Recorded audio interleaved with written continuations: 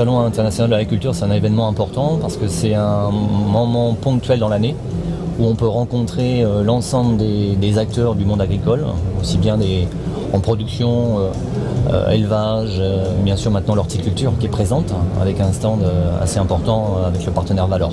Moi je suis venu rencontrer donc des partenaires que j'ai par mail ou par téléphone dans toute l'année à travers donc notamment l'animation d'un réseau national qui s'appelle Horticulture et Paysage. Ce sont les établissements de formation.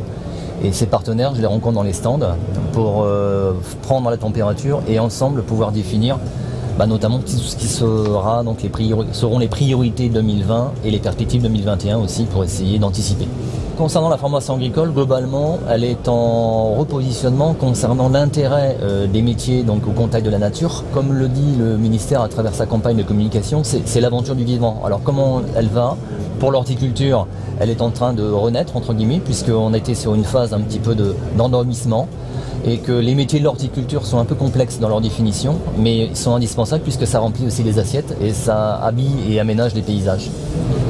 Alors les femmes sont indispensables parce qu'on a besoin d'avoir un équilibre en termes d'équité pour que toutes nos activités soient partagées en termes d'éthique et d'écoute réciproque. Et je sais que les femmes sont de bons interlocuteurs pour ce point-là notamment. Pour moi, la semence, elle est capitale en termes de qualité et de diversité. Et justement, la diversité nourrit cette biodiversité qui est attendue en termes d'accueil dans les cultures agricoles et les aménagements des espaces paysagers.